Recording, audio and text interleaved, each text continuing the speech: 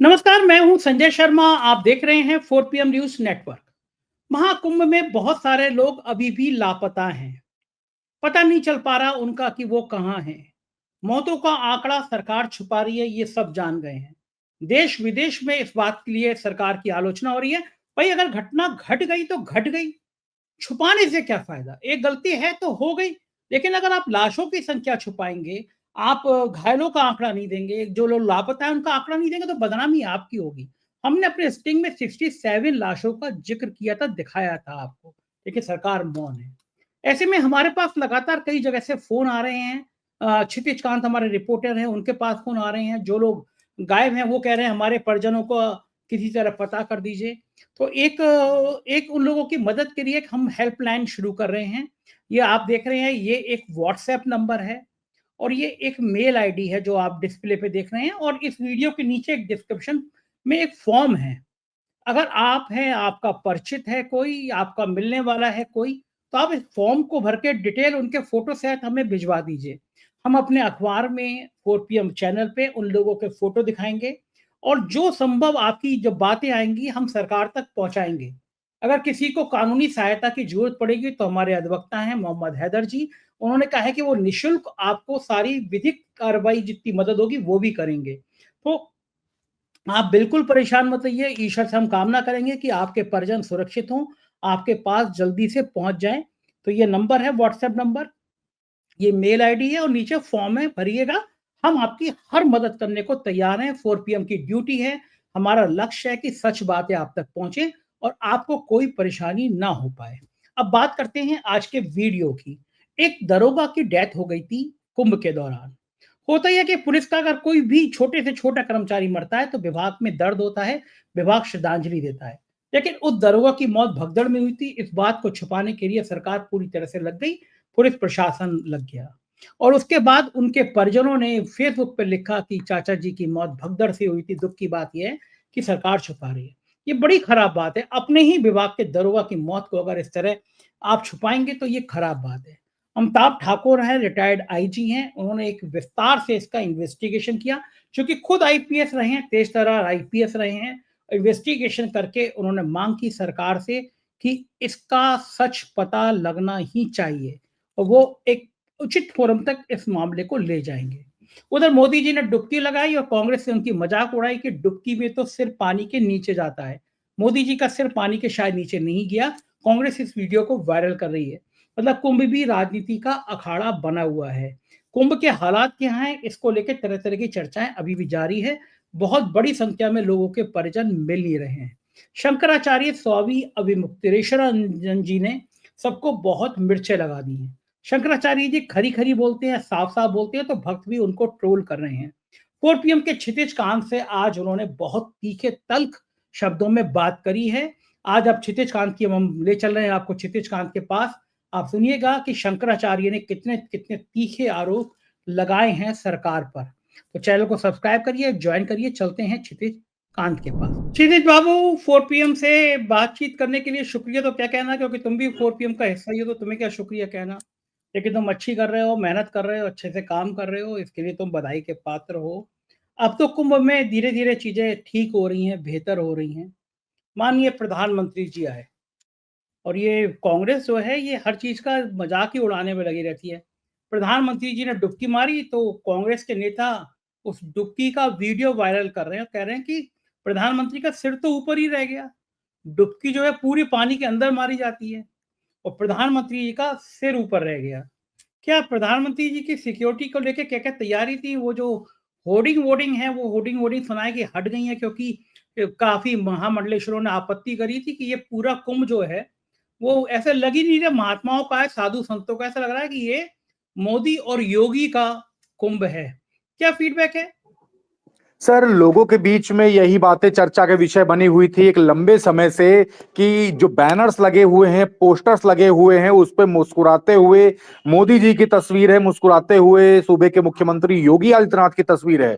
महाकुंभ में जो तमाम महात्मा हैं, जो साधु संत आए हुए हैं, शंकराचार्य आए हुए हैं, उनके पोस्टर्स क्यों नहीं है? इस तरीके के तमाम सवाल खड़े किए जा रहे थे और लोग लगातार बड़ा विरोध भी दिख रहा था लोगों के बीच में। और बड़ी बात यह कि जब डुबकी लगा रहे थे तो वीडियोस जो वायरल हो रही हैं उसमें मोदी जी पूरी डुबकी नहीं लगाते, इस तरीके की वीडियोस वायरल हुई हैं सोशल मीडिया पर, और उस पर भी चर्चाएं हो रही हैं कि आखिरकार पूरी डुबकी क्यों नहीं लगाई गई। और यहाँ पर अगर बात की जाए तो अब साधु संतों के बीच में ये भी चर्चा का विषय बना हुआ है कि ये पूरा जो कुंभ है इसको पॉलिटिकल बनाने का प्रयास किया गया है, क्योंकि आज 5 तारीख है और 5 तारीख को अगर एक तरफ दिल्ली में बात की जाए तो दिल्ली में वोटिंग पड़ रही थी, और यूपी में बात की जाए तो यूपी की जो मिल्कीपुर विधानसभा है वहां पर भी वोटिंग पड़ रही थी। और दोनों जगह की अगर बात की जाए तो उसी दौरान प्रधानमंत्री नरेंद्र मोदी गंगा के संगम तट पे पहुंचते हैं और संगम में उस समय स्नान करने जाते हैं। तो कहीं ना कहीं इसको आस्था की डुबकी ना मान करके अब लोग पॉलिटिकल डुबकी मानने लगे थे।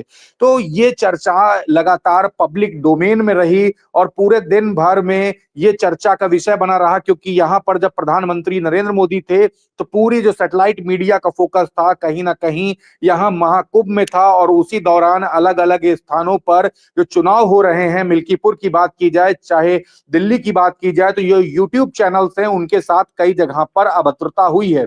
हम लगातार बने हुए थे, फोन के माध्यम से बात कर रहे थे, तो वहां पर इस तरीके की अभद्रता की बातें सामने आई है।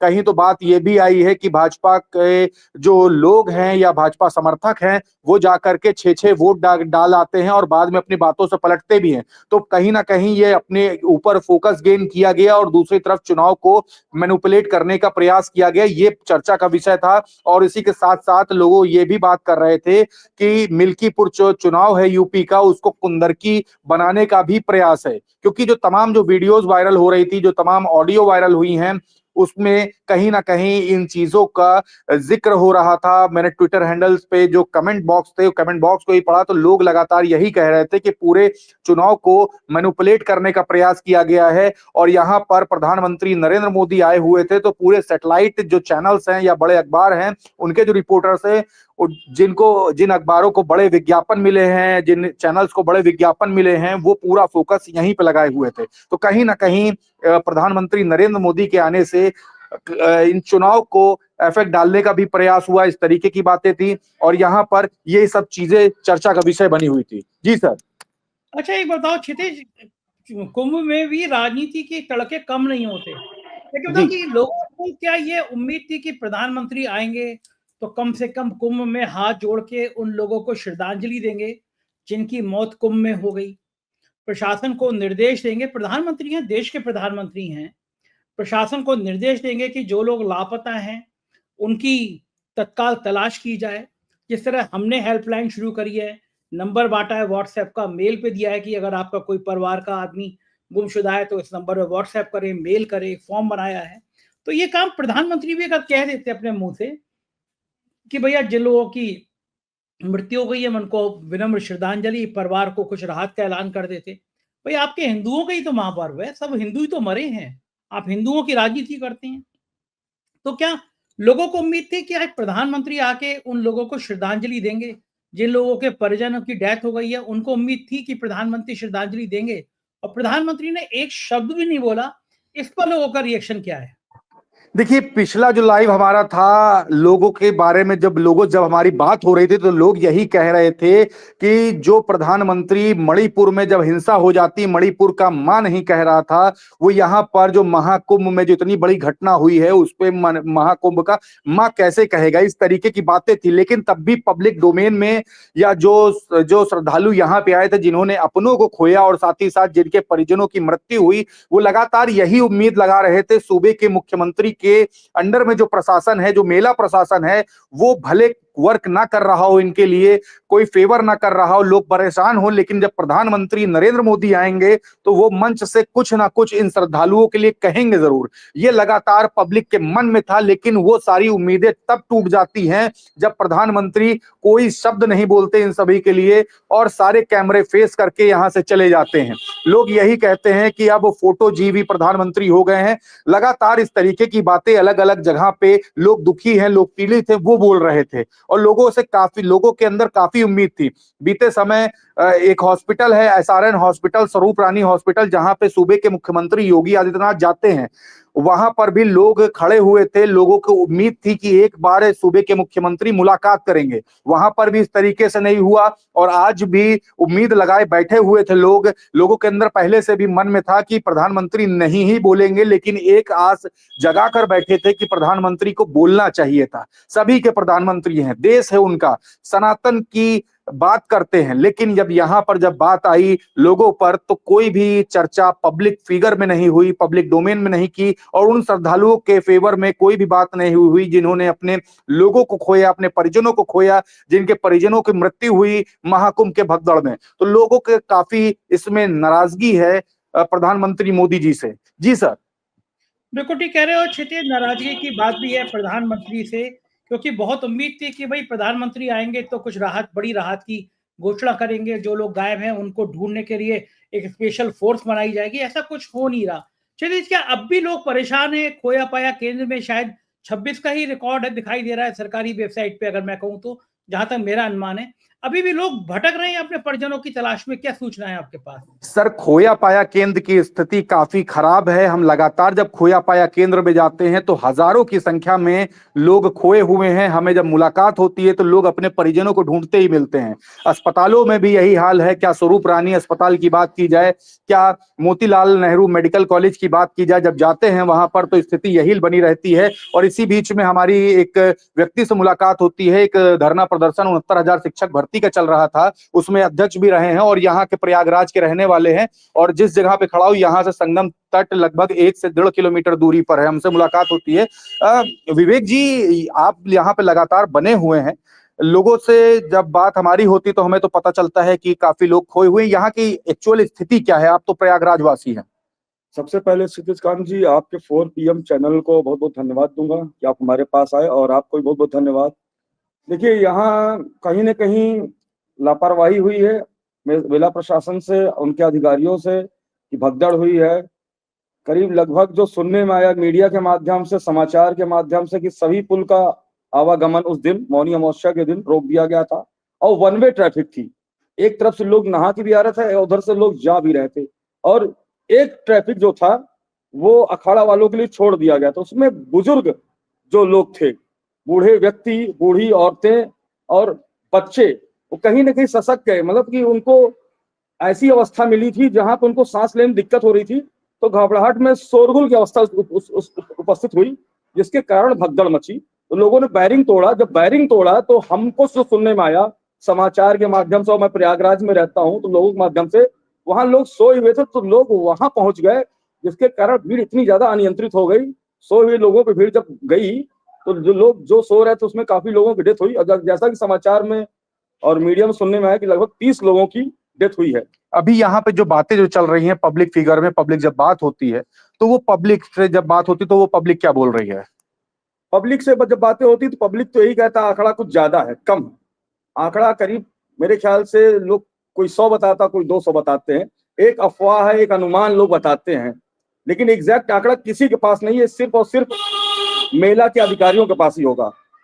अच्छा, एक बात और करें, जो भगदड़ जब मची थी उसके बाद से देखते हैं, हम जब बात करते हैं तो काफी लोग खो गए हैं। अभी अगर बात करी जाए तो खोया पाया केंद्र के आसपास की जो स्थिति, या जब वहां जाते तो वहां क्या स्थिति मिलती है आपको? वहां हम गए थे अपने मित्र के साथ, तो लगभग हजारों की संख्या में लोग अपने परिजन को खोज रहे हैं, और अधिकारी भी कोशिश कर रहे हैं, लेकिन क्या करें, अधिकारी भी इतने लोग हैं। और कुछ लोग तो ऐसे हैं कि जो अपने द्वारा वाहन से या ट्रक से या बसों से धीरे धीरे पहुंच रहे। कई लोग सुनने हमारे पैदल चले जा रहे हैं। तो कहीं ना कहीं, और एक बड़ी बात है कि आपके चैनल से मैंने देखा 67 शायद 67 लोगों को आपने शायद दिखाया है। जी, हाँ। तो ये चीज सर लगातार बनी हुई है। लोग पैदल चल रहे हैं, ट्रकों से अब जाना पड़ रहा है, और यहाँ जो मेला प्रशासन है वो कहीं ना कहीं लोगों को रेस्क्यू नहीं कर पा रहा है। और बड़ी बात ये, जब खोया पाया केंद्र में जब हम जाते हैं तो हजारों की संख्या में, जो मैंने स्टार्टिंग बताया, हजारों की संख्या में अभी भी लोग रेस्क्यू नहीं हुए हैं। और संख्या कुछ ज्यादा है, जो यहाँ पर जो अफवाहें फैली हुई है, संख्या कुछ ज्यादा है, लेकिन अभी जो आधिकारिक आंकड़े हैं वो सिर्फ 30 हैं। हमने दिखाया 4 PM न्यूज नेटवर्क पर 67 नंबर की बॉडी, लेकिन अभी तक के उस पे भी कोई क्लैरिफिकेशन प्रशासन के तरफ से नहीं आया है। जी सर। बिल्कुल ठीक बात है। और सबसे ज्यादा दुखद बात तो ये है कि उत्तर प्रदेश का एक बहादुर सब इंस्पेक्टर शहीद हो गए। होता यह है कि अगर कोई पुलिसकर्मी शहीद होता है तो पूरा विभाग उसको बहुत शानदार तरीके से याद करता है, नमन करता है, श्रद्धांजलि देता है। सरकार की तरफ से एक बड़ी राहत दी जाती है। लेकिन कुंभ की भगदड़ में वो मृत्यु हुए थे, ऐसा उनके परिजनों ने कहा है। और उसके बाद अमिताभ ठाकुर हैं, रिटायर्ड आईजी हैं, वो खुद उन्होंने पुलिस में दर्जनों इन्वेस्टिगेशन की है, उनको पता है कि कैसे पड़ताल होती है। आजकल अधिकार सेना बना रखी है उन्होंने। उन्होंने एक मांग की है सरकार से कि कम से कम इस मामले की उचित कार्रवाई की जाए, और पूरा एक-एक करके उन्होंने सारे दस्तावेज खोल दिए हैं कि कैसे ये दरोगा मरा। सुनते हैं अमिताभ ठाकुर ने क्या कहा। मामला ये है कि स्वर्गीय अंजनी राय साहब के इस प्रक्रिया में, इस क्रम में मौत हुई थी और उसको लेके कुछ विवाद हुआ। मुझे उनके एक रिश्तेदार हैं शशि भूषण राय जी, ये अधिवक्ता हैं गाजीपुर में, उनका मोबाइल नंबर मिला। मैंने उनसे बात की और बातचीत में उन्होंने वास्तव में, जिसको मैं कहूँगा कि रोंगटे खड़े कर देने वाला, चौंकाने वाली बात बताई। जैसे उन्होंने एक बात कही, उन्होंने कहा कि यदि हमारे संबंधी, हमारे रिश्तेदार समय से नहीं पहुंच पाते तो संभव था पुलिस उनके शव को गायब कर देती। यह आरोप उन्होंने लगा दिया। यानी कि एक पुलिस का अफसर जो पुलिस की ड्यूटी कर रहा है, उनके पटीदार कह रहे हैं कि वहाँ इस हद तक बेईमानी की जा रही थी कि यदि उनके रिश्तेदार समय से नहीं पहुंचते तो संभव था उनका शव नहीं मिलता। ये उनके शब्द थे। उनका ये कहना था कि 29 जनवरी को प्रातः लगभग 9:30 बजे उनके एक रिश्तेदार हैं शशिभूषण जी के, उन्हें फ़ोन आया एक महिला का। उन्होंने कहा कि आपके रिश्तेदार हैं, जो चाचा आपके हैं संभवतः अंजनी राय, उनको चोटें आ गई हैं कुंभ मेला में। और यह जान के वो लोग तुरंत, वह इनायत नगर थाने में थे, वहाँ से तुरंत हाँफते काँपते वह निकले मिस्टर राय, और यहाँ पहुँचे 12:30 बजे करीब वो पहुँचे कुंभ मेला क्षेत्र में। उनका कहना है कि कुंभ के कोई भी अधिकारी उनसे बातचीत तक करने को तैयार नहीं थे, उनको पूरी तरह इग्नोर कर रहे थे। वो भटकते रहे, यहाँ भटके वहाँ भटके, इससे मिले उससे मिले, डीआईजी, मेला अधिकारी, यहाँ वहाँ, कोई आदमी कुछ भी बताने को तैयार नहीं। तब उन्होंने अपने एक रिश्तेदार हैं इंदु भूषण राय, जो अधिवक्ता हैं वाराणसी में, उनसे संपर्क किया तो उन्होंने राय दी कि आप किसी जो है कनिष्ठ कर्मी से बात कीजिए। उससे एक पीआरडी के जवान ने कहा कि मेरा नाम नहीं आना चाहिए, मेरा नाम आएगा मैं खतरे में पड़ जाऊंगा। आपके जो चाचा हैं वो वहाँ पर उनको रखा गया है।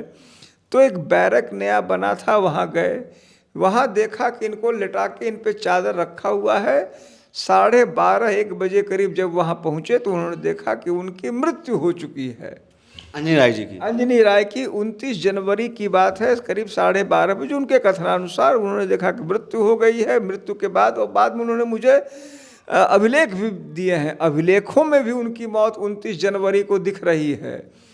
और पोस्टमार्टम तो नहीं, लेकिन पंचायतनामे में जो पंच हैं, 2 उनके परिवार के पंच हैं, और वो पंच भी लिख रहे हैं कि भगदड़ में इनकी मौत हो रही है।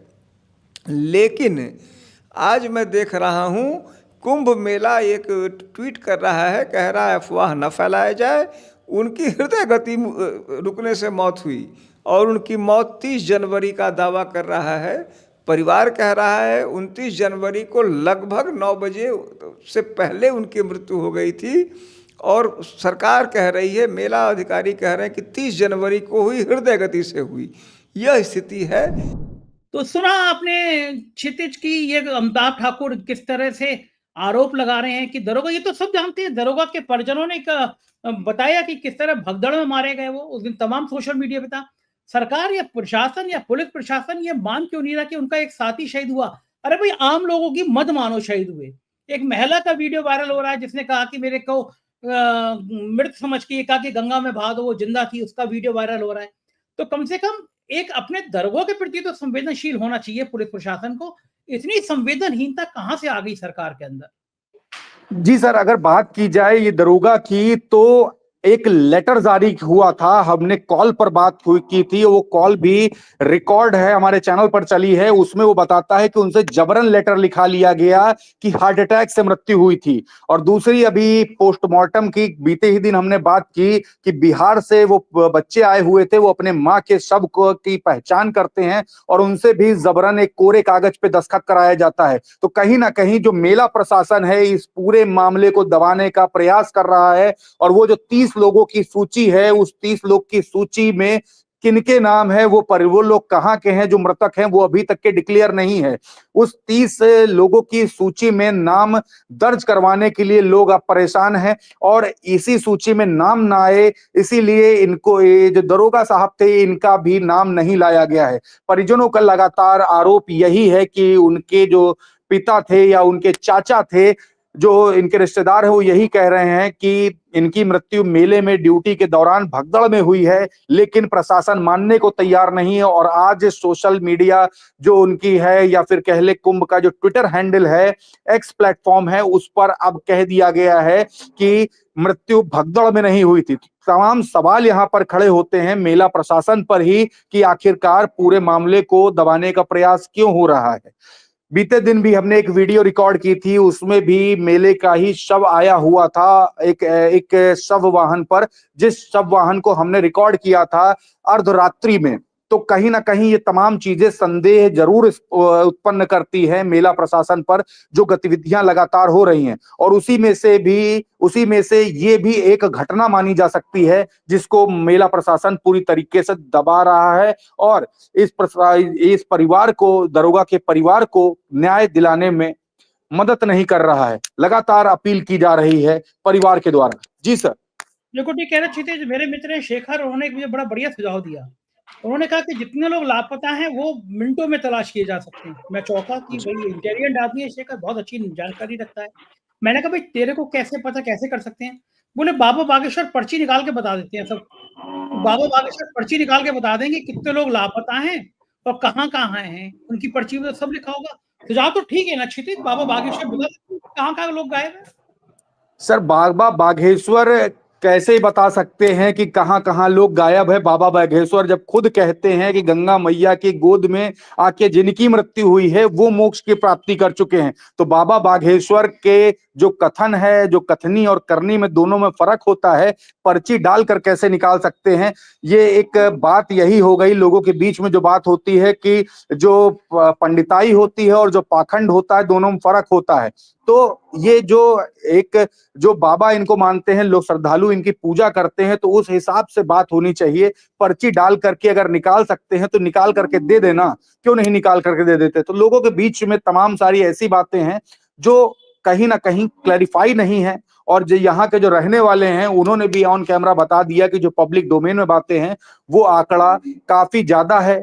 डिक्लेयर जो हुआ है वो 30 हुआ है, हमने दिखाया है शव नंबर 67। तो तमाम जो चीजें हैं वो कहीं ना कहीं बड़े सवाल खड़े कर रही है प्रशासन पर। और बाबा बागेश्वर की अगर बात की जाए तो ये भी कहीं ना कहीं बड़े सवालों के घेरे में बने हुए हैं जब से इन्होंने अपना विवादित बयान दिया है। जी सर। देखो ठीक कह रहे हैं। और बाबा बागेश्वर की मुझे हंसी ये है कि इनको यह नहीं पता था इनका सगा भाई तमंचे में जेल जा रहा है, अपने भाई की पर्ची नहीं निकाल पाया, दुनिया को ये ज्ञान देते हैं। लेकिन एक और स्वामी शंकराचार्य हैं जिनका एक वर्ग बड़ा सम्मान कर रहा है और एक वर्ग बड़े गुस्से में है। शंकराचार्य स्वामी अविमुक्तेश्वरानंद जी हैं और आपने बताया आज आप उनके पास गए। वो क्या आहत नहीं है? उनके बारे में लोग इतनी खराब खराब टिप्पणी कर रहे हैं क्योंकि उन्होंने सच बोल दिया। उन्होंने कह दिया कि योगी आदित्यनाथ ने झूठ बोल के संतों की परंपरा को तोड़ा है, क्योंकि अगर वहां पता चल जाता इतने लोगों की मौत हुई है तो संत पहले पूजा करते, क्योंकि सूतक लग जाता है, किसी की मृत्यु होती है, पूजा पाठ करने के पहले भोजन ग्रहण नहीं कर सकते। उनका कहना था कि झूठ बोल के हिंदू धर्म का अपमान कर दिया गया क्योंकि सूतक लगा हुआ था। शंकराचार्य और बाकी अखाड़ों को नहीं बताया गया। क्या क्या बात की है, मुख्य बात क्या थी पहले ये बताइए, फिर उनकी बात सुनते हैं। आपने जो बात की उनका, ये मैं केवल एक लाइन बताइए कि उनको ये दर्द था, वो आहत थे कि उन पर इतने हमले हो रहे हैं। जी, आहत वो बिल्कुल भी नहीं थे। उन्होंने सिर्फ इस बात का दुख बताया कि वहां पर जो लोग आए हुए थे श्रद्धालु, उनकी मृत्यु हुई और सही आंकड़े नहीं बताए गए। इस बात को लेकर के नाराजगी थी। और दूसरी चीज, जो प्रधानमंत्री नरेंद्र मोदी ने आज जाकर के जो डुबकी लगाई है, उसको लेकर के हमारा सवाल था कि नगीना के सांसद है चंद्रशेखर रावण, उन्होंने कहा था कि पाप के जो जिन्होंने पाप किया वो आकर के डुबकी लगाते हैं, और आज प्रधानमंत्री नरेंद्र मोदी डुबकी लगा रहे हैं। तो उन्होंने कहा कि जो गौ हत्या होती है उसमें अगर जो लिप्तता है, या फिर कहा जाए कि प्रधानमंत्री के कार्यकाल में जो गौ हत्याएं हुई हैं उसको लेकर के डुबकी लगा रहे हैं। और उसके बाद अगर यहीं से अगर पाप मुक्त अगर अपने आप को अगर मान लेते हैं और यहाँ पे माफी मांग लेते हैं, आगे आकर के कोई भी ऐसी घटना नहीं होती है, तो उसको लेकर के हमको बयान दिया था और हमने उनसे लंबी चर्चा की थी। जी सर। बिल्कुल ठीक है क्षितिज, आपके पास आऊं उससे पहले मैं स्वामी अविमुक्तेश्वरानंद जी की जो आपकी बातचीत है दर्शकों को वो सुनवाता हूँ। क्या क्या 4 PM के क्षितिज कांत हैं थे अविमुक्तेश्वरानंद जी ने, पहले वो बातचीत सुनते हैं। हमारे साथ शंकराचार्य जी, अभिमुक्तेश्वरानंद जी हैं। हम तमाम सवाल लेकर के आए, बात करेंगे। अभिमुक्तेश्वरानंद जी, एक सवाल ये है कि जब से यहाँ पे भी कुंभ हुआ है, आपके जो तमाम बयान होते हैं उसको लेकर के बड़े विवाद चल रहे हैं। ट्विटर पे देखते हैं, सोशल मीडिया पर काफ़ी आपको लेकर के विवादास्पद बातें की जा रही हैं। क्या पहले की भी सरकारें थी तो क्या उस समय भी ऐसा ही होता रहा है? उस समय ट्विटर, उस समय एक्स हैंडल, ये सब कहाँ था? जो था उसके अनुसार उस समय होता था, जो है इसके उसके अनुसार इस समय हो रहा है। अभी भगदड़ मची, भगदड़ के बाद तमाम बातें अब चलने लगी। हमारे भी कैमरे ने 67 नंबर का शव रिकॉर्ड किया, लेकिन अभी तक के 30 काउंट ही है। तमाम श्रद्धालुओं ने अपने लोगों को खोया है जो यहाँ पर आए थे श्रद्धा भाव से। उनको लेकर के क्या सोचते हैं आप? अब बात यह है कि हम लोग क्या कर सकते हैं, उनके दुख में दुखी हो सकते हैं। इससे ज़्यादा इस समय कुछ भी हम नहीं कर सकते। हम भगवान के सामने खड़े होकर के रोज़ उनके लिए प्रार्थना कर रहे हैं। जो धार्मिक कर्मकांड हैं उसके लिए अगर कोई हमसे अनुरोध करे, हम उसके लिए तत्पर हैं कि वो हम पूरा कराएंगे। लेकिन जो उनके लिए राहत की बात है, जो उनके शवों के खोज की बात है, जो उनके शवों के संस्कार आदि की बात है कि वो मिले तो ले करके जाएं, समर्पण, ये सब तो सरकार के हाथ में है, तो हम इसमें कुछ नहीं कर सकते।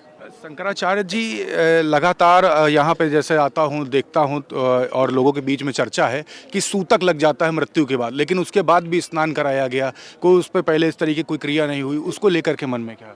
बात यह है कि अगर कुटुंब मानते, सूतक सबको नहीं लगता बेटा जी भैया जी। सूतक जो है वो एक कुटुंब में लगता है, 7 पीढ़ी तक, कि जिससे हमारा संबंध है उसका हमको प्रभाव पड़ता है। सूतक माने प्रभाव हमारे ऊपर पड़ जाता है। अगर हम उनको अपना परिवार समझते तो हमको सूतक लग जाता है, और हमने परिवार समझा ही नहीं तो काहे का सूतक, ये है बात। तो आज प्रधानमंत्री मोदी जी भी आए हुए थे। अभी पहले अगर बयान देखा गया है, एक सांसद हैं नगीना से, उन्होंने कहा कि जो यहाँ पे आते हैं वो पाप धुलने आते हैं। मोदी जी आते हैं तो क्या ये बातें उन पर भी लागू होती हैं, या फिर सब पाप मुक्त, अब पाप मुक्त हो गए? हमने कल हमसे पत्रकारों ने पूछा था कि मोदी जी आ रहे हैं, आपको कुछ कहना चाहते हैं? हमने कहा था कि गौ हत्या का पाप सिर पर लगा हुआ है, और प्रधानमंत्री के रूप में आप जब से आए हैं तब से गौ हत्या बढ़ी है, इसलिए आपके ऊपर ये पाप है। तो हमने उनसे कहा था कि अगर हमसे आप कहलवाना चाहते हो तो हम उनसे कहते हैं कि आइए, यहाँ पे पाप धुल जाता है। तो अगर वो गौ हत्या का पाप यहाँ धो सकते थे, लेकिन उसकी शर्त यही होती है, यहाँ से हर पाप धुलता है, लेकिन शर्त ये होती है कि दोबारा पाप ना करने की कसम, शपथ ले ली जाए। तो अगर यहाँ आते और कहते कि अभी तक जो हो गया उसके लिए माफ़ी, माँ गंगा यमुना, और आगे हम गौ हत्या बंद कर रहे हैं, तो गौ हत्या का पाप धुल सकता था। क्यों नहीं धुल सकता था? ये तो समर्थ है भगवती गंगा की धारा।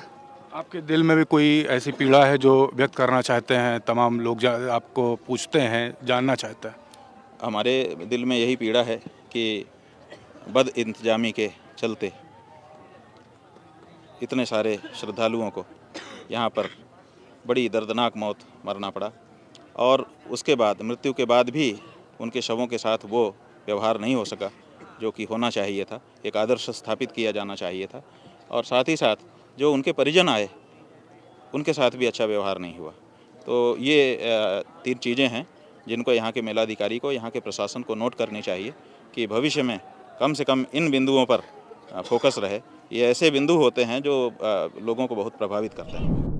चलिए, ये बातचीत सुनिए, जाहिर है बहुत तीखा बोलते हैं, बहुत तल्ख बोलते हैं क्षितिज, टोटल अब क्या श्रद्धालु आराम से उनको रहने वहने की जगह मिल गई है? अंतिम सवाल मेरा आपसे, क्या अब वो किसी परेशानी में तो नहीं है? अब सब कुछ ठीक चल रहा है?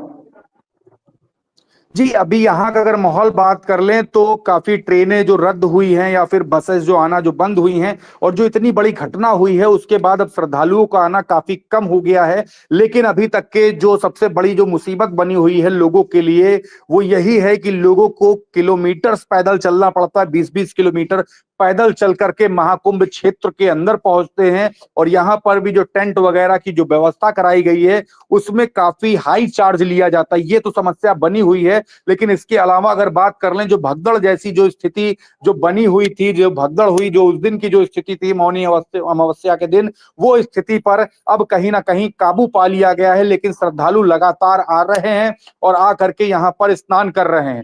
जो पैदल चलने वाली जो स्थिति है वो लगातार बनी हुई है। यहाँ पर श्रद्धालुओं ने जो अपनों को खोया है उनको प्रशासनिक कोई भी मदद नहीं मिल रही है। वो भी एक अस्पताल से दूसरे अस्पताल, दूसरे अस्पताल से तीसरे अस्पताल, या एक थाने से दूसरे थाने, इस तरीके से जा रहे हैं। और एक बड़ी बात ये भी सामने निकल करके आई है, जो लोग हैं उनके परिजन जो खो गए हैं, जो अभी तक के नहीं मिले हैं, उनके परिजनों की एफआईआर तक नहीं दर्ज करी जा रही है। ये भी बात सामने आई है, हमने उसको भी रिकॉर्ड किया है। जो लोगों से बात करते तो उनका दिल बैठ जाता है कहते हुए कि हमारे परिजन खो गए, हम जब जाते हैं खोया पाया केंद्र या फिर थाने में तो हमारी एफआईआर नहीं लिखी जा रही है, और इसमें पुलिस प्रशासन हिला हवाली करता है और धमकाता तक है। जी सर। बिल्कुल ठीक बात है। क्षितिज, ध्यान रखना अपना, लोगों का ध्यान रखना, जितनी मदद हो सके अपने स्तर की उतनी करते रहना। शुक्रिया, तुमने इतना समय दिया, अपना पूरा ध्यान रखना। तो ये थे क्षितिज कांत, और ये बातचीत मुझे लगता है आपको पसंद आई होगी। कोई सुझाव हो, कोई सलाह हो तो वो जरूर दीजिएगा। शुक्रिया, थैंक यू।